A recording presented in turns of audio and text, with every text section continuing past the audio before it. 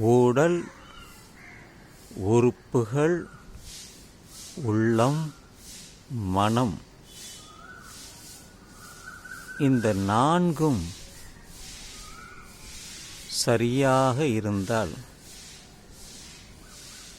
உடல் நலம் நன்றாக இருக்கும், மனநலம் குன்றாமல் இருக்கும்.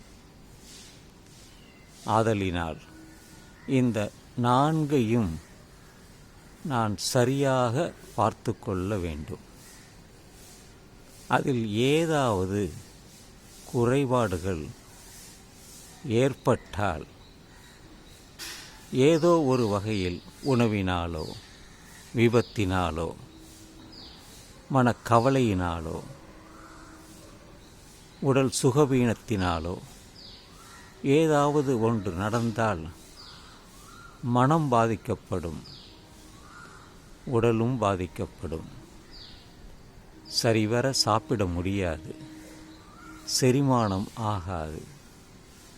பல பிரச்சனைகளை மனதிலே குழப்பத்தை உண்டாக்கிவிடும். அதனால் இந்த நான்கையும் நாம் சரியாக கவனித்து கொண்டால் நாம் எப்படி இருக்கிறோம், இந்த உடலை எப்படி பாதுகாப்பது, இந்த உறுப்புகளை எப்படி குறைபாடுகள் இல்லாமல் பார்ப்பது, மனதை நிம்மதியுடன் வைத்துக்கொள்வது, ஆரோக்கியத்துடன் வைத்துக்கொள்வது, இவை அனைத்தும் நம்மிடமே இருக்கிறது, நம்மை சார்ந்தது தான். இதை பிறர் யாரும் வந்து சொல்ல மாட்டார்கள். அதனால் நாமே அதை அறிந்து ஆராய்ந்து அதன்படி நடந்து கொள்ள வேண்டும். நோய் எல்லோருக்கும் வரும், நோய் வராமல் பாதுகாத்து கொள்ளலாம்.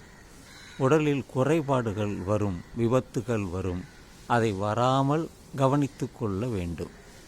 இப்படி நாம் அன்றாடம் கவனமாக நம் வாழ்க்கையில் இருந்தால் நம் வாழ்க்கை நன்றாக இருக்கும், சுகமாக இருக்கும், துன்பம் இல்லாமல் இருக்கும், இன்பம்தான் அது நிறைவாக இருக்கும். இதை அறிந்து கொள்பவர்களுக்கு மனக்கவலை வராது.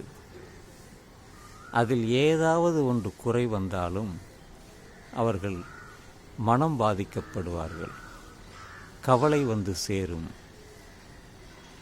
ஏன் என்று இப்படி வந்தது என்றெல்லாம் சிந்திக்க ஆரம்பித்து விடுவார்கள். அதையெல்லாம் நீக்கி நாம் நன்றாக இருக்கிறோம், நன்றாக இருப்போம் என்ற எண்ணத்துடன் நாம் வாழும் பொழுது நம் மனம் கெடாமல் இருக்கும், நிம்மதியாக இருக்கும்.